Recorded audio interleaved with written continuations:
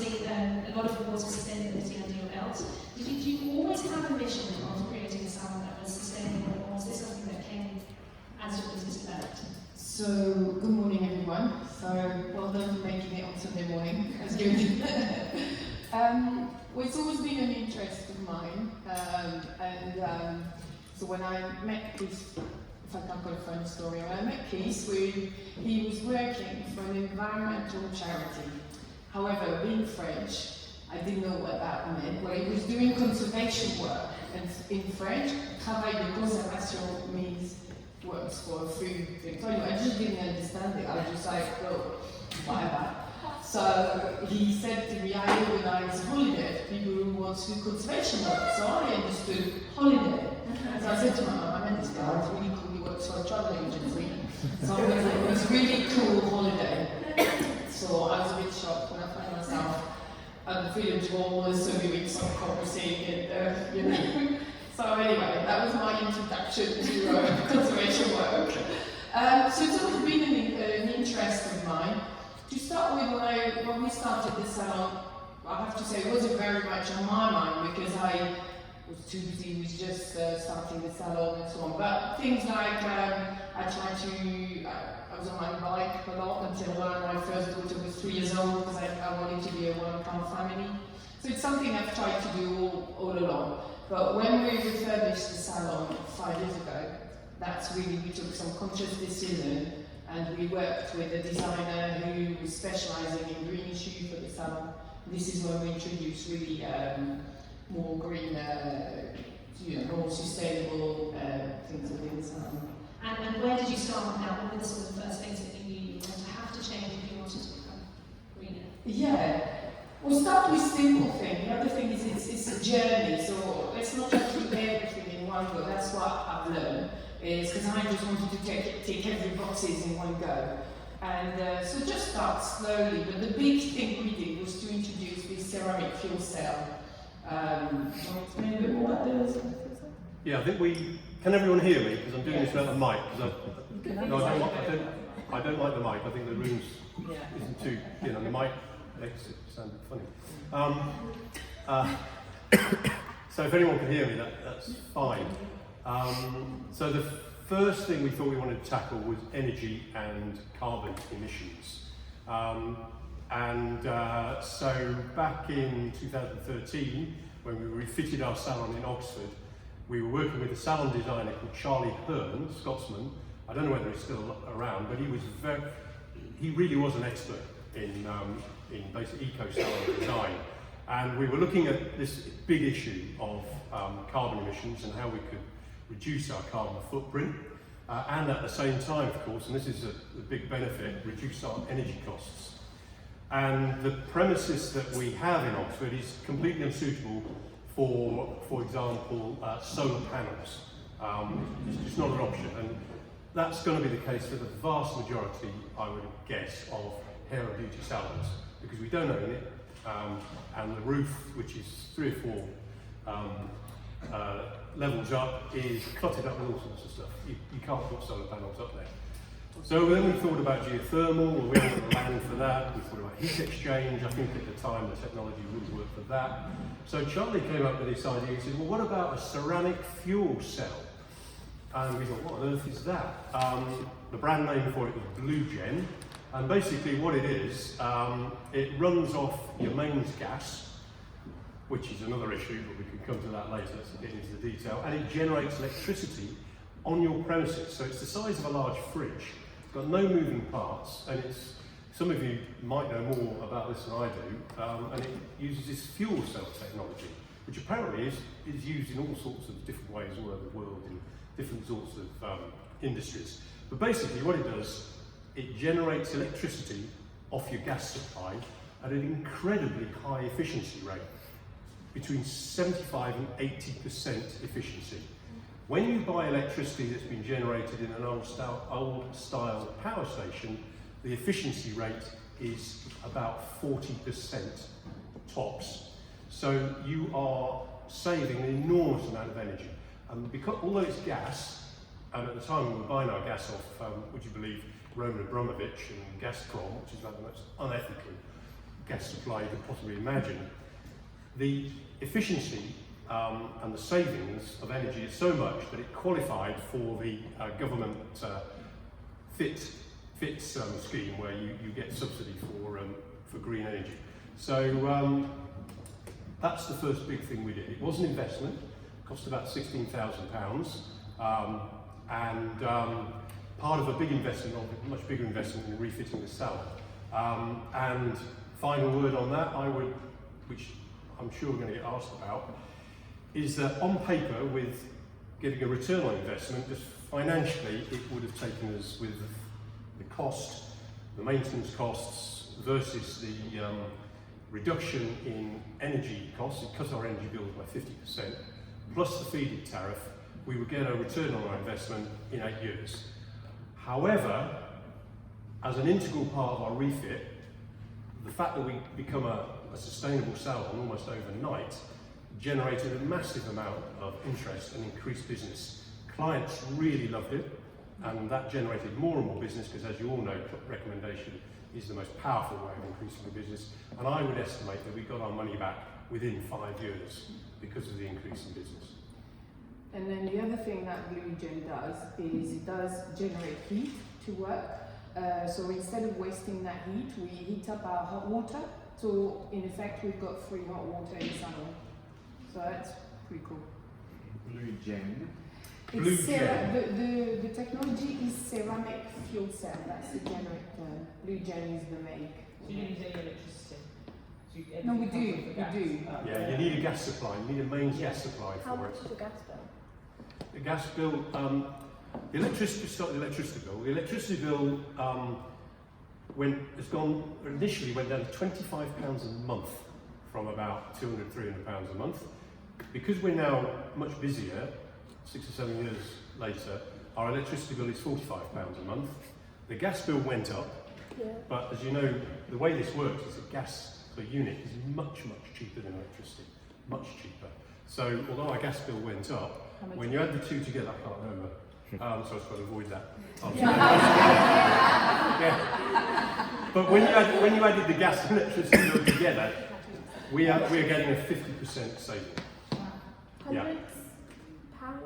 Oh, probably now more than that. Our total energy bill for a hair salon with 10-star positions, 900 clients a month, is roughly per month. Hang on a minute.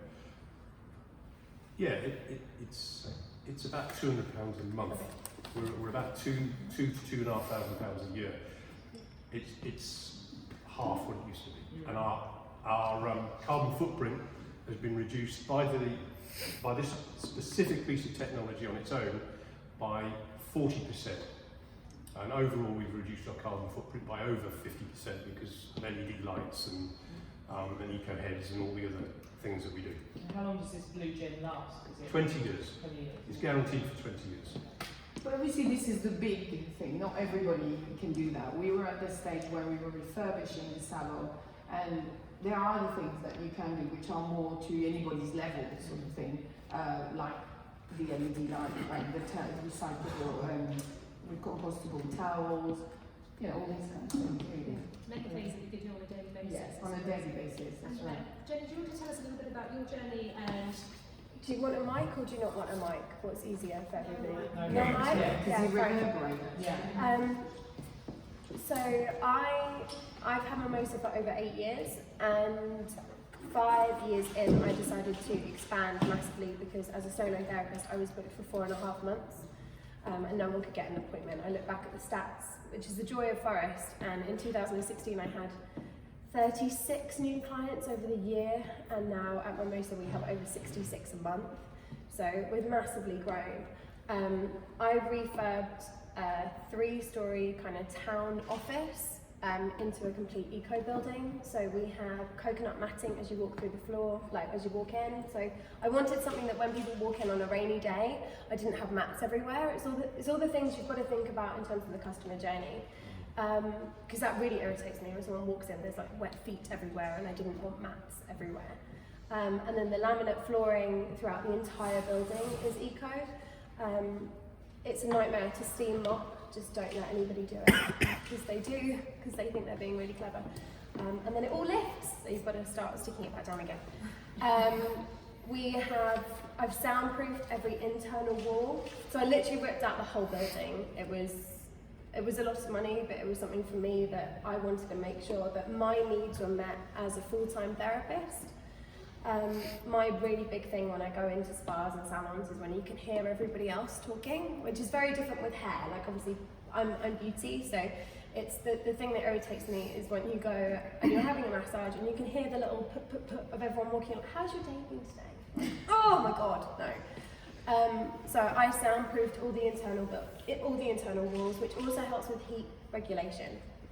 I've soundproofed all the windows, so we've got a triple glazing, which is basically it's like a third glazing that we built into the windows that we can take out if we need to because we're rented.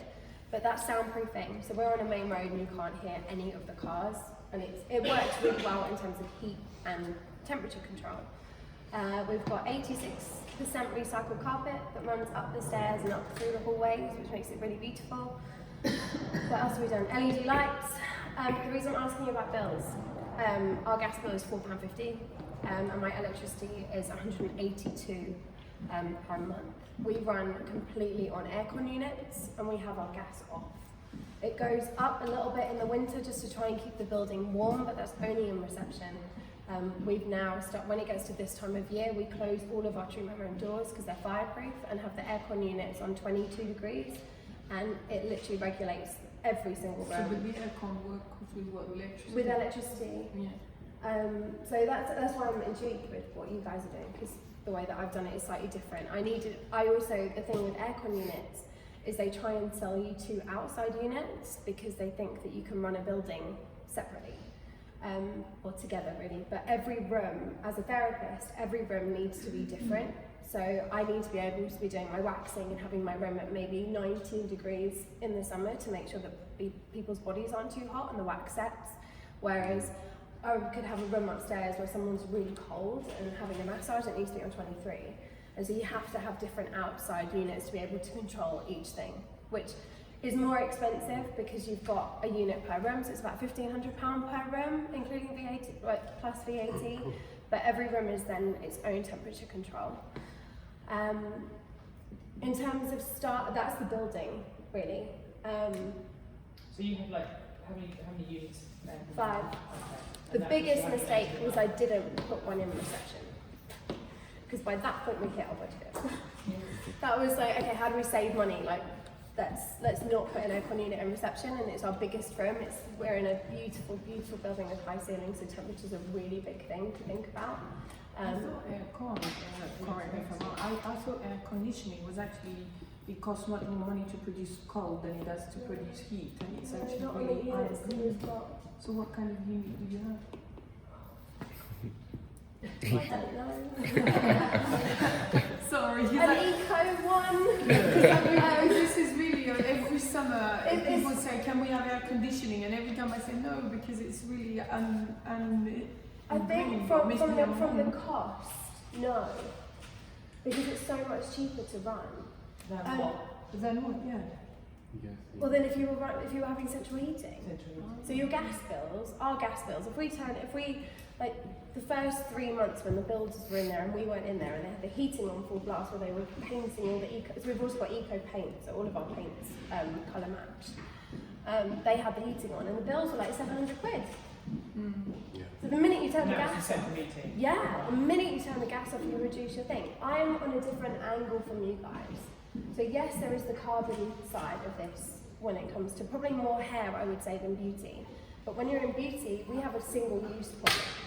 We have a sustainability issue when it comes to wax sticks, couch roll, gloves, plastic products, boxes, you name it. Like we have for me personally, that's very much my angle. That I come at this from an ocean point of view. I don't come at it from a carbon. So I've looked at it to try and reduce our costs, to try and make everything as sustainable as possible.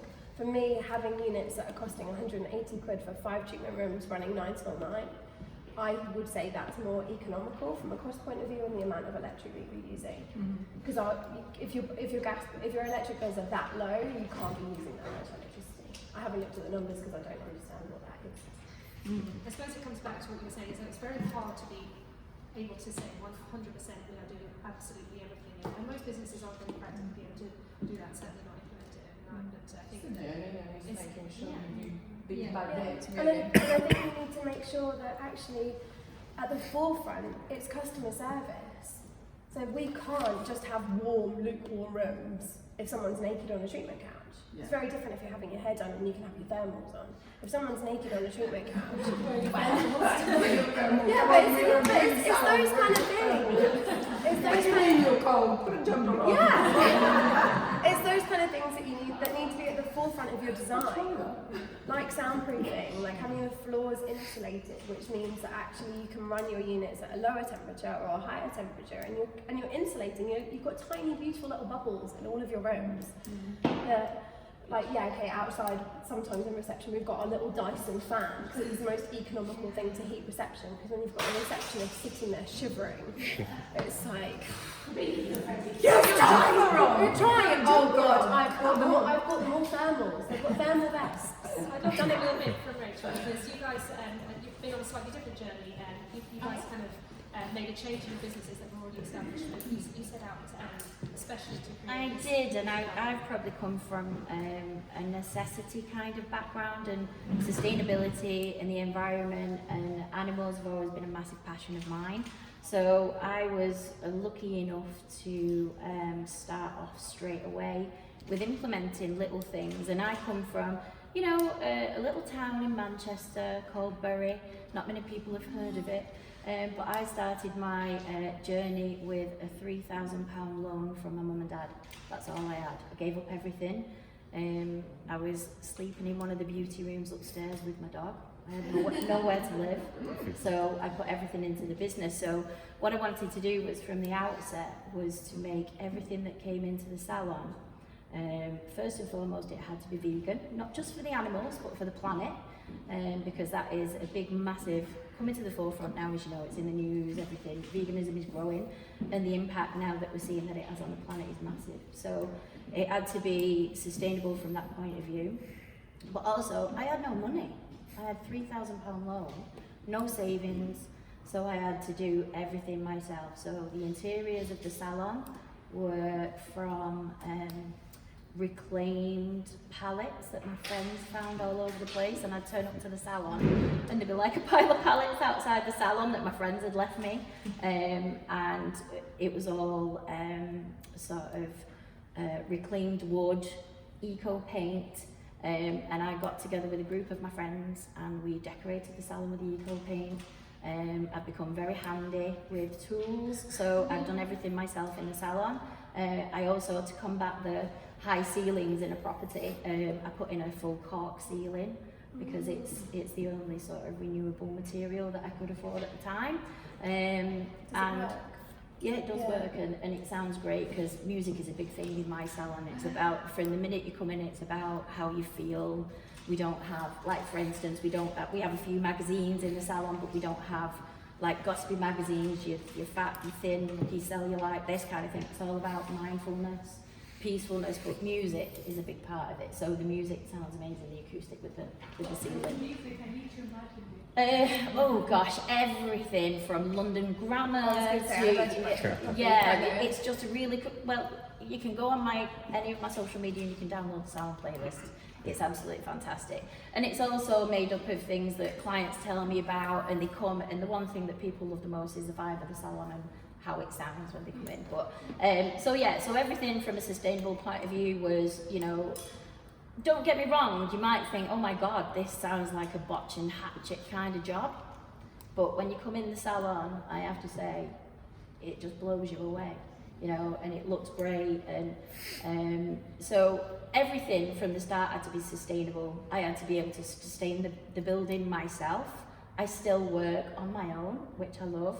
I had to be able to sustain the building financially. I had to be able to make sure that the electricity supply and the gas supply. We're in line with everything that I do in the salon. So we're with Ecotricity, which is the only vegan society stamped energy supply. So it comes from wind power from wind farms. And the guy who even owns that is vegan. So everything that we bring into the salon has to be vegan, it has to be ethical, it has to be sustainable, and it has to fit into all these little things that come into the salon. So every single thing we use Olway, because the glass bottles and the reducing the plastic lids they're going. We use paper not foil, we use eco heads.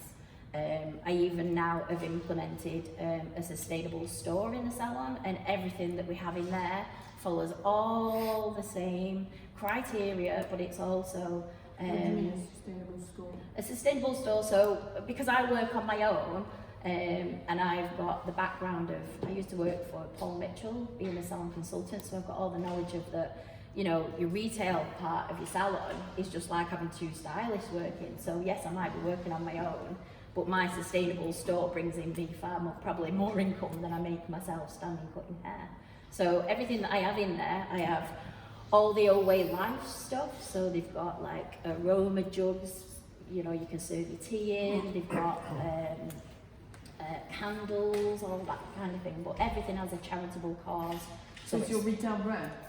It's not my retail, but it's, No, it's in the. It's in, what you retail in yeah, the salon? it's in the salons, yeah. So everything has a charitable cause and has to have a sustainable outlet as well. So Olway, again, support ocean cleanup. We're with Phorest. We've been with Phorest for the last 12 months, which has been great to support ocean cleanup. We have Jerry bottles that we retail in the salon, and they give all of their profits back to WaterAid.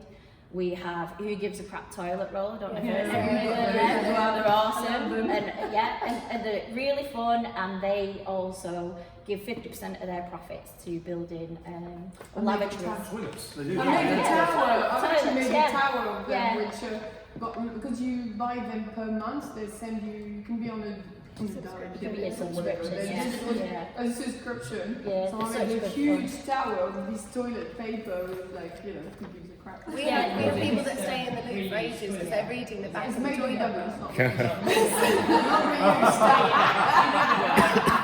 It's recycled paper, or there's a luxury one, and they make it out of that. I'd like to tell you it is soft because I've been very worried they don't buy it. And I even last year made a full window display at Christmas out of the Who Gives a Crap toilet roll.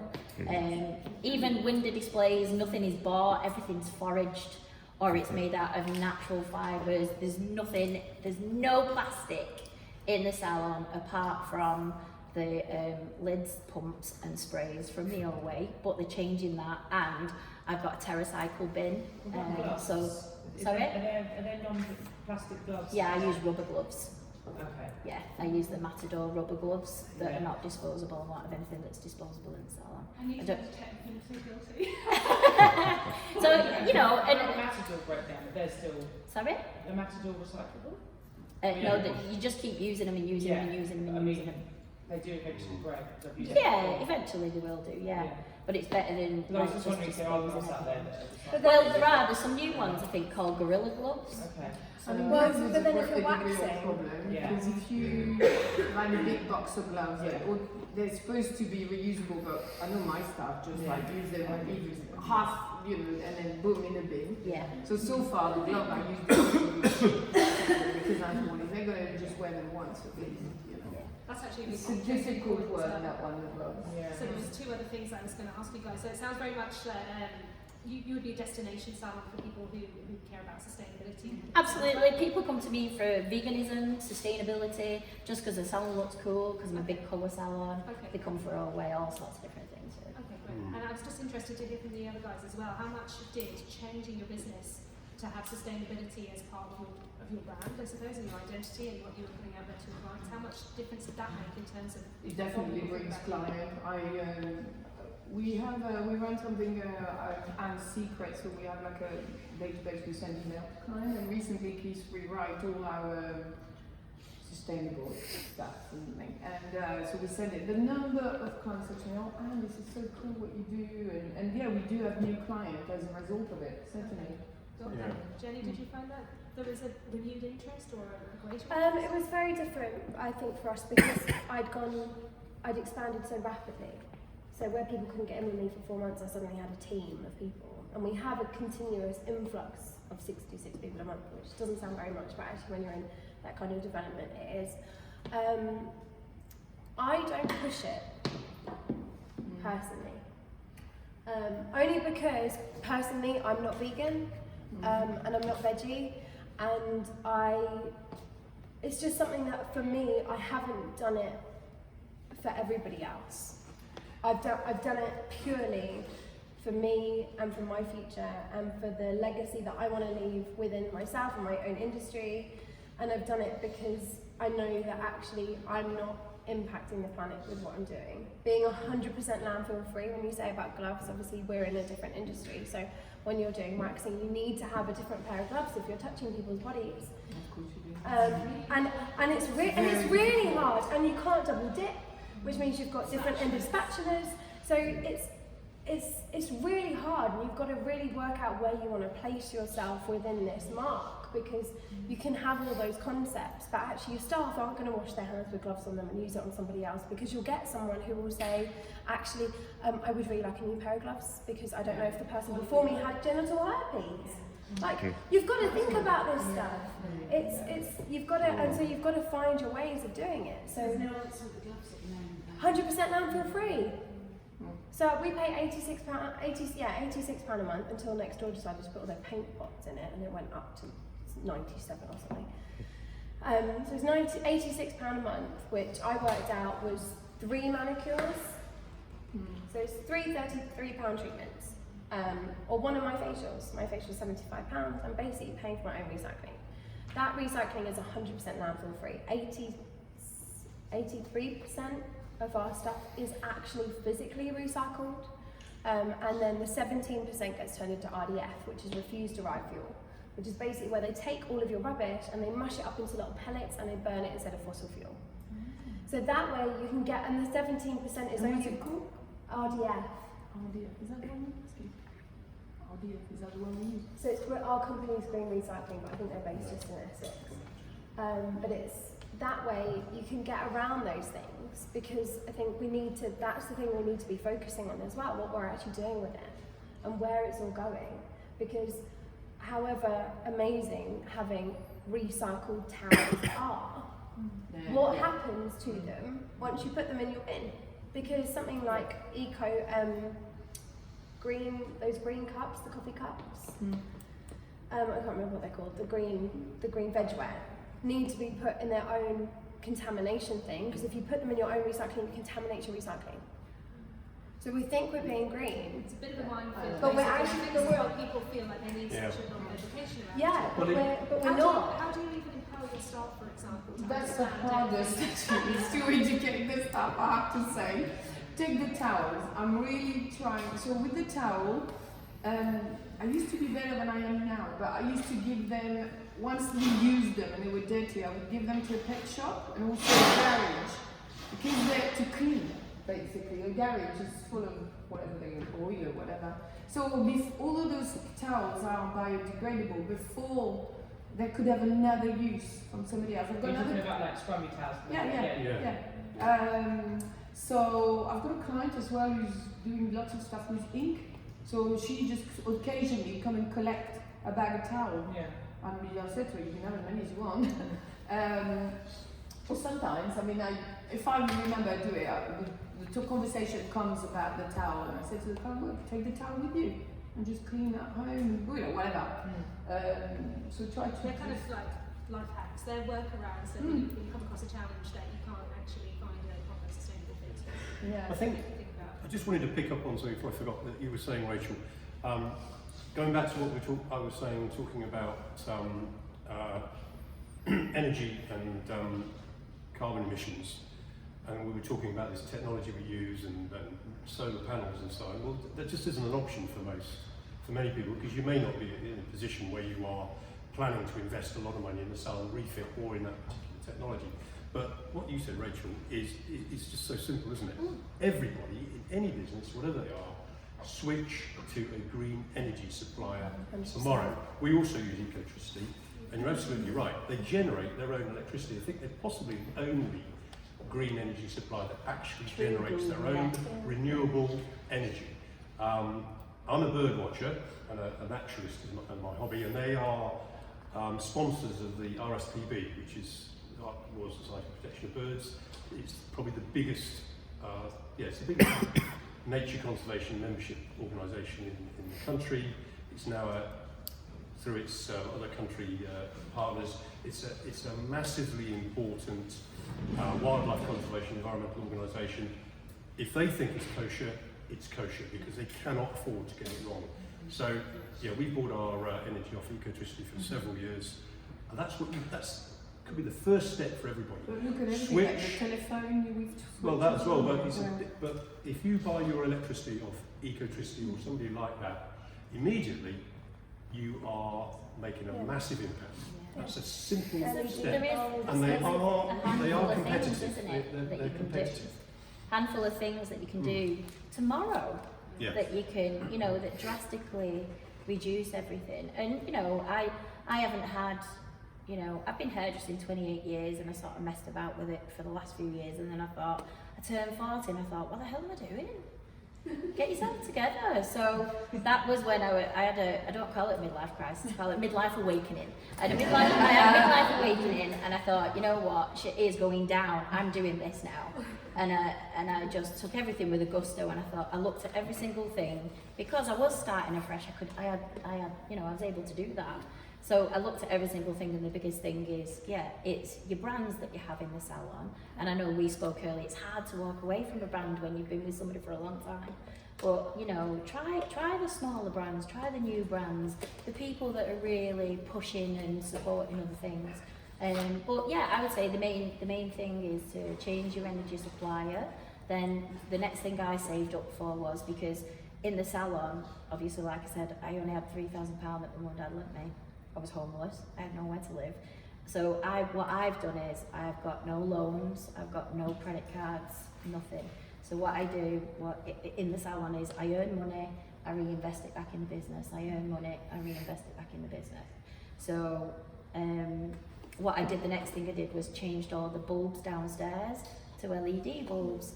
And while my aspirations will be to do something like you guys do in the salon, with the ceramic energy chamber, that would be wonderful to do in the future. Again, my building doesn't belong to me, but I was looking for the landlord to say to me, you can do whatever you need to do. So, I changed all the LED bulbs, and with Ecotricity, I think in the summer I just pay the standing charge, because I'm so aware of, and water charge. I think I only pay £10 to £15 a month in water. Because of the eco heads, because it sort of reduces the amount of water that you use but increases the flow. So nobody likes a little bit of a soppy water hose, do they? So it really increases that. So those are the little things that you can do to really make a big difference if you haven't got a big budget. On the lighting, what we've done as well, toilets, bathroom, so on, we've got the light to come on as you walk in and come off. Staff never turn the lights on. Staff and kids, same thing. Educate them, they never turn the lights on. So it was a simple thing, and it saved a lot of my frustration. That was one of the frustrations I throw. We've only got a few minutes left, so I thought I might just see if somebody in the audience here that has any questions for you on the panel that I've answered anything you're interested in so far. So how does the government support you with, you said you got a grant or something for that? Is there any other things that... Well, unfortunately, there was nothing. There was no free money, interest-free money, or no grant at the time. We were refurbishing the salon. I don't know if it's changed now. These kind of things change all the time, so it's worth always checking what's available. At the time we did it, there was no interest-free money, no grant, nothing. Yeah, there was. It was back in 2013, and there were interest-free grants in Scotland at the time. So if you're in Scotland, it was great, but we're not. We're in Oxford, and so we did the usual thing. We partly funded it through the business and partly through a bank loan, and The ongoing subsidy which we still get is the feed-in tariff for the fact that we are using green energy through this blue gen thing we've got, which was same deal as you get with solar panels. So. I was researching it recently, and local councils are now being encouraged to substitute. Yeah. It's I always I got told by the local councillor who came to me that, well, you're getting the benefit by having cheaper bills, aren't you? And I went, well, actually, I'd like a reduction in my council tax. Because it's like nothing at all. When we refurbished our Oxford salon and we got the blue gen, because at the time we had 2 salons, we got a grant for the business salon to change the light. Do you remember that? How did we do that? Well, I think the point is, like the gentleman at the front said, is keep an eye on what's going on, because it changes all the time. We just had a one-off. This is our other salon. We had a one-off grant. I think it was £6,000, or was it 3? They were matching pound for pound what we were doing. Yeah. So we got a grant for putting LED lighting in throughout the salon. So we took $6,000 better than no grant. exactly. So and then again, if you need to work the PR a little bit with that and sort of use, but it's worth checking all the time what's available, because it changes all the time. Yeah. I was offered 2.5, but that was like it covered a couch and a half. I was like, no, I won't borrow that, thank you. So I was going to say, one of the difficulties in making any changes in the salon is staff buy-in. Yeah. What did you guys do to get your staff to buy in, to help you with the process? Beat them up. Well, do what I fucking say. Well, should I go first? You can. Yeah, we found when we refitted the salon, the staff buying was good for the, let's say, first 6 months or so, because we had a lot of local PR. We had in the salon we produced sort of information lists. We had every styling position. We talked about it at team meetings, and the mission for the team was to talk to clients about it. And because we were in the local papers and we had all sort of in salon stuff that people could see, clients were interested. I mean, a lot of clients came to us because we'd gone green, and they talked to the staff. It's interesting. Anna and I were thinking about this now. We're still on a journey to be greener, or it's a jigsaw puzzle, and we've got two big pieces missing. One is about products and packaging. The other one is about individual and team behaviour, and so we need to go back to that and get that salon team buy-in again, because that for us has been difficult. It was great at the beginning, and then it becomes part of furniture, and we're thinking now we really need to, we're trying to get the team more involved about looking at their own lifestyles and what happens in the salon regarding, stop bringing in Costa coffee stuff. They buy a bottle of water every day. They go to the Sainsbury. Every day they bring back a new Sainsbury bag. So guys, we've got a big bench there. Please take one. Yeah, so I did it slightly differently. So they have no option. Well, no, but also they don't have to do anything. Like, What do you mean they don't have so basically, they do their job to the best of their ability, and they get to go home. So the bins are all landfill free. Everything in the salon is done. What about if they buy their own bottle of water? They do not bring a bottle of water into my salon. Really? No, because in my staff pack, so when every member of staff joins my team, they have a pack. So they have my beautiful little books all about mindfulness and self-care and all the stuff they should be talking to all of our clients about. But they also have a bottle of water, a plastic water bottle. And they're all different colours, so that they all know whose is whose. Because that gets... Who makes those for you?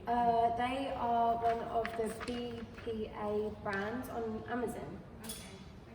So I found one that was like all the plastic-free stuff. Do you But give those to your clients too? no. I'm just not into buying. We were looking at doing treat card points for people that bought their own coffee cup in if they wanted a cup of tea to take home with them, because we've got tea bags and stuff, but we haven't implemented that just yet.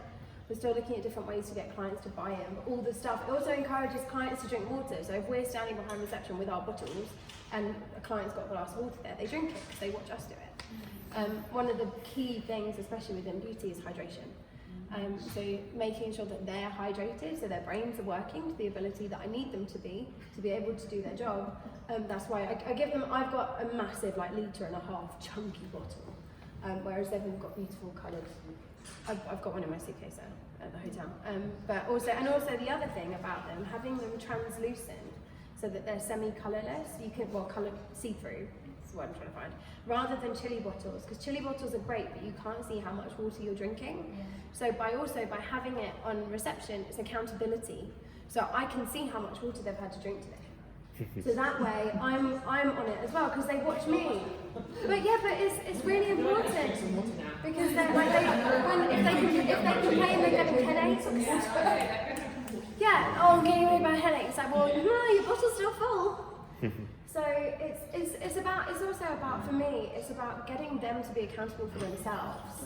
Like, they have to really think about it. We've got 100% landfill-free recycling. I say to them all the time, bring your rubbish into work. Like, we did a big camp, our retail, I know retail's very difficult, in skincare it's probably even harder. Medicate is one of the companies that is almost 100% sustainable. That's their thing for 2020. They've repackaged everything. There is no plastic in it other than the pipettes, and 80% of that is glass. They're fantastic, and they also provide all of that help for you, so that you can use their marketing and advertising. For me, my biggest thing with stuff is you're having to manage their mental health. You're having to manage them as human beings. So if you can reduce what they have to do at work to be sustainable, if you make it so easy, you're spoon feeding them on absolutely every single implement of their job, then they can do their job to the best ability that they can. Can I just add something into that? I know I work on my own, but I've been hairdressing for 28 years. And I did say to somebody earlier, I can't remember who it is, with people, with your team members, and whenever you're dealing with anyone and you want them to do something, it's got to come from the heart, I think, a lot of the time. And that's when people really embrace something. And also, in all my years as a manager, everybody wants to know what's in it for them. So there's got to be some plus, or, and find what they're going to find the benefit of. Why is it going to benefit them to do this, or why is it going to benefit them to say this or do this different behaviour? And I always find, if you find somebody's little bit of Achilles heel and you get right in there, you're like, you know what, this would be great for you because you were telling me this about this is going to be fantastic. And it may be a tiny little bit of manipulation, but in a very, very nice way. In a very, very nice way. And I think that's the way I've always got around, people doing things. And and I do work on my own, and you did mention about the retail, which I call salon shop or aftercare. That my aftercare is phenomenal in the salon, purely because I don't push anything, but because I explain to people why it's going to benefit them and what need it's going to meet. And I think the same thing with when you're getting a team to do something, they've got to know the benefit and the need. I think it's a very good point. I think people do actually want to know what's in it for them, and tapping into a question of theirs doesn't have to be an actual personal name, but if they're enthusiastic, Absolutely. use it against them. In a very nice way. Okay, thanks very much. We're going to have to cut off there. So if we just go through, very quickly, one sentence, one thing each that people can take away from today. The very first thing that they should do when they go back, what would you think it should be? Just this journey, one step at a time. Okay, very good. Google Greta Thunberg's address to the United Nations, Yes. because for crying out loud, My hero. we have to make changes right now, and we all have to change something. To start tomorrow. Greta Greta Thunberg, the 16-year-old from Sweden, The one who sailed. she sailed across to New York to address the United Nations, and it's inspiring to listen to it.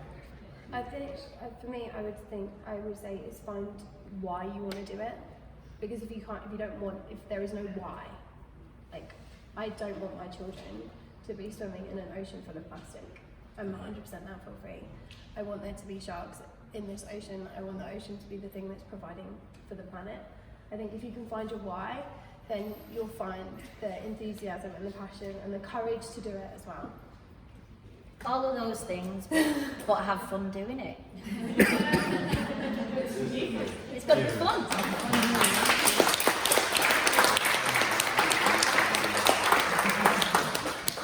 Thanks guys, I'm going to take a bit of a break, but just before